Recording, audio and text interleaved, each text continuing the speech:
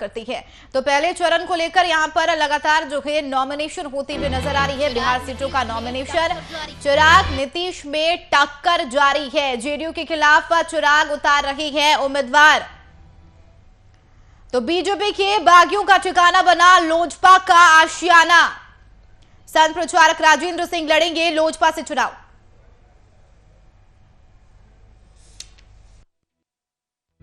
BJP में सीटों का बंटवारा फाइनल।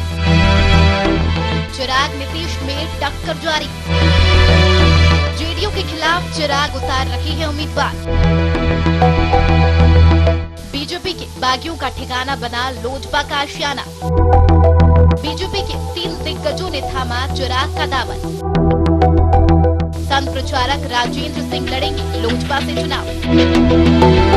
बीजेपी के सिटिंग विधायक भी लोजपा के खेमे में। उषा विद्यार्थियों ने थामा चिराग का दामन। घर उजड़ते देख बीजेपी खामोश क्यों? तो कौन सी पार्टी कितने सीटों पर चुनाव लड़ेगी, ग्राफिक्स के जरिए आपको बताते हैं। तो जेडीयू 115 सीटों पर चुनाव लड़ेगी। बिहार विधानसभा सीट शेयरिंग की तमाम बातें आपको बता रहे। बीजेपी की अगर बात कर ले तो 110 सीटों पर चुनाव लड़ती हुई नजर आ रही है। एचएम 7 सीटों पर चुनाव लड़ा जाएगा।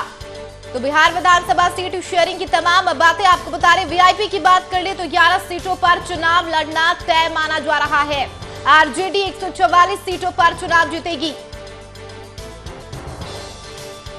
तो कांग्रेस की बात कर ले तो यहां पर 70 सीटों पर चुनाव लड़ेगी। बिहार विधानसभा सीट शेयरिंग की तमाम लगातार आपको सीट बता रही है, जहां पर कौन से पार्टी जो है कितने सीटों पर चुनाव लड़ेगी।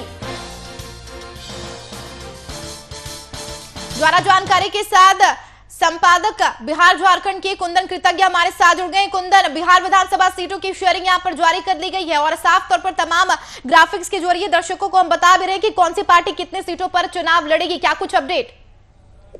देखिए चंदा, बहुत सीधी सी बात है। 243 सीटों में अब तमाम पार्टियों के द्वारा इस बात की घोषणा कर दी गई है कि किस पार्टी के कितने कैंडिडेट और कौन कौन सी सीटों पर चुनाव लड़ेंगे। सबसे अहम बात यह है कि 243 सीटों में जो पहले समझौता हुआ था भाजपा और जदयू के बीच में एनडीए गठबंधन के तहत, तो उसमें जदयू 122 सीटों पर थी और भाजपा 121 सीटों पर थी। जदयू ने अपने कोटे से 7 सीटों को हम जीतन राम मांझी की हम पार्टी को दिया है, जो अभी हाल ही में एनडीए में शामिल हुए थे। और भाजपा अपने 121 सीट के कोटे में से 11 सीट इन्होंने मुकेश सहनी की वीआईपी को दी है। तो एक तरीके से कह लें कि एनडीए का गठबंधन अब बिल्कुल स्पष्ट हो गया है।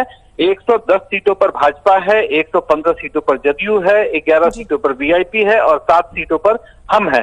अगर दूसरी तरफ हम बात कर लें महागठबंधन की, तो महागठबंधन में 144 सीटों पर आरजेडी के उम्मीदवार होंगे, 70 सीटों पर कांग्रेस के उम्मीदवार होंगे, वाम दलों के द्वारा 29 उम्मीदवार मैदान में उतारे जाएंगे। तो अब पूरी संख्या जो है एक तरीके से स्पष्ट हो गई है एनडीए और महागठबंधन के बीच में। रह गई बात कि अभी तक रालोसपा के उपेंद्र कुशवाहा, जाप के पप्पू यादव, इन लोगों के द्वारा कितनी सीटों पर चुनाव लड़े जाएंगे इसकी घोषणा नहीं की गई है। हालांकि आज ही एक प्रेस कॉन्फ्रेंस के दौरान राष्ट्रीय जनजन पार्टी के आशुतोष कुमार ने घोषणा की है कि वो उनकी पार्टी 243 की पूरे सीटों पर उनके उम्मीदवार चुनाव मैदान में होंगे। तो अब एक तरीके से कह लें कि जो शतरंज की बिसात है बिहार विधानसभा 2020 का, यह बिल्कुल स्पष्ट हो चुका है। अब देखना यह है कि जो सीटें बची हुई हैं, जिन सीटों पर भाजपा और जदयू तथा राजद के द्वारा प्रत्याशियों की घोषणा कर दी गई है, अब वहां पर जो बागी उम्मीदवार हैं वह किन किन दलों से अपनी किस्मत आजमाने के लिए चुनाव मैदान में उतरेंगे। जिस तरीके से हमने कल देखा कि जो प्रचारक थे भारतीय जनता पार्टी के राजेंद्र सिंह दिनारा से पिछली बार चुनाव लड़ा था, वह लोजपा का दामन थाम चुके हैं। इसके अलावा राजद से पार्टी छोड़कर जो जदयू में शामिल हुए थे, सबसे पहले लिस्ट में उन विधायकों के टिकटों को कंफर्म किया गया था।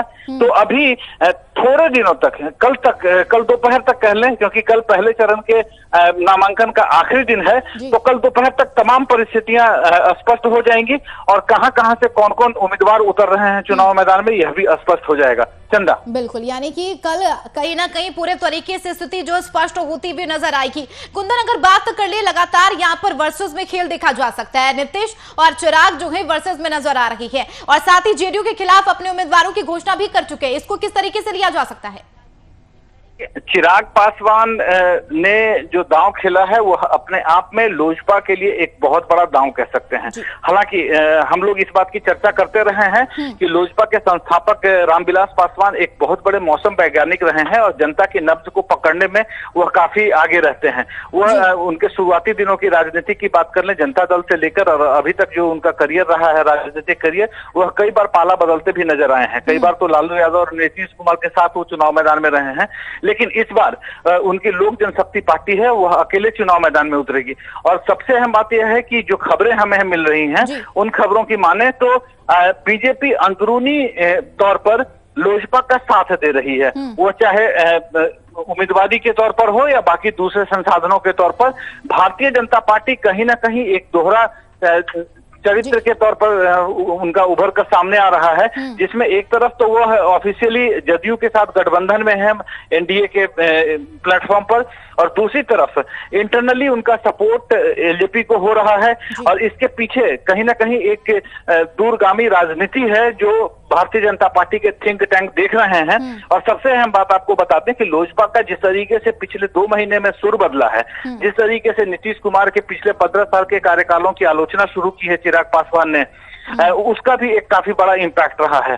बीते समय में यह बात सामने आती रही थी कि चिराग पासवान शायद एनडीए प्लेटफॉर्म पर ज्यादा सीटों के लिए बार्गेनिंग करने के लिए यह पैंतरा आजमा रहे हैं, यह दांव खेल रहे हैं, लेकिन ऐसी कोई बात नहीं थी। हमने अपने दर्शकों को पहले भी बताया था कि चिराग पासवान एनडीए से अलग होकर चुनाव लड़ेंगे और इसमें भाजपा का थिंक टैंक है वह इन्हें मोरली मेंटली हर तरीके से सपोर्ट करता हुआ दिख रहा है। चंदा, बिल्कुल कुंदन, अगर एक तरफ बात करें राजेंद्र सिंह की तो लोजपा से चुनाव लड़ते हुए नजर आएंगे, तो इसको किस तरीके से लिए जाए और किस तरीके की स्थिति जो उत्पन्न हो सकती है, क्योंकि तख्ता पलट अब साफ तौर पर नजर आ रहा है?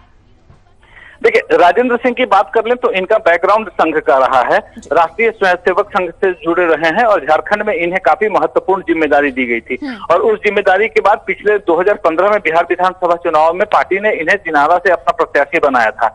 और एक व्यक्ति जो संघ से जुड़ा होता है और भारतीय जनता पार्टी के लिए काफी डेडिकेटेड होकर काम कर रहा है, ऐसे में उस पार्टी छोड़ने का फैसला उसका अपना अकेले का नहीं हो सकता, यह भी एक तय बात है। आप आरएसएस के कैडर के किसी भी व्यक्ति से बात कर लें तो उसके लिए आरएसएस छोड़ना एक सपने जैसा होता है, उसके लिए काफी आसान फैसला नहीं होता। लेकिन राजेंद्र सिंह ने चंद मिनटों में जो जिस तरीके से फैसला किया है, तो यह स्पष्ट है कि कहीं ना कहीं इसके पीछे राजनीति बहुत लंबे समय से चली आ रही थी, जिसकी वजह से उन्हें फैसला लेने में काफी वक्त नहीं लगा और मिनटों के अंदर उन्होंने लोजपा में शामिल होने का फैसला कर लिया है।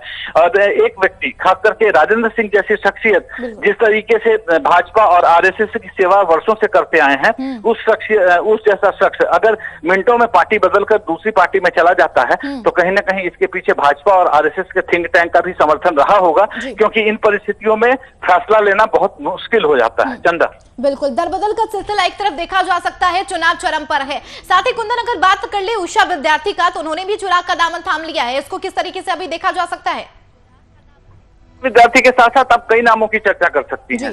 सवाल यह उठता है कि जिस तरीके से जिन लोगों को भाजपा ने या दूसरी दलों में तो पूर्ण रूप से टिकट देने के दौरान नजरअंदाज किया है, तो उनकी अपनी एक मानसिकता होती है, क्योंकि एक लंबे समय तक उन्होंने जनता के बीच में रहकर जनता की सेवा की है। इन परिस्थितियों में उनकी भी ख्वाहिश होती है कि वह चुनाव मैदान में उतरे और अपनी किस्मत आजमाएं। इस तरीके से उषा विद्यार्थी के केस में ही ले लें कि उषा विद्यार्थी ने काफी लंबे समय से जमीन से जुड़कर जनता के बीच में काम किया है और जनता के साथ लंबे अरसे से जुड़ी भी रही हैं। और ऐसे में अगर टिकट उनका काटा जाता है तो जाहिर सी बात है कि कहीं ना कहीं अपनी राजनीतिक महत्वाकांक्षा को पूरा करने के लिए वह दूसरी दल का दामन जरूर थामेगी और जनता के बीच में जो पकड़ और पैठ उनकी मौजूद है उसका उनको आने वाले चुनाव में जरूर फायदा मिलेगा। चलिए, बिल्कुल, यानी कि काफी महत्वपूर्ण माना जा सकता है और वाकई पूरे तरीके से देखना है हम होगा कि सीटों का बंटवारा तो हो गया, लेकिन आगे की स्थिति क्या कुछ निकलकर सामने आती है वो भी अपने आप में है।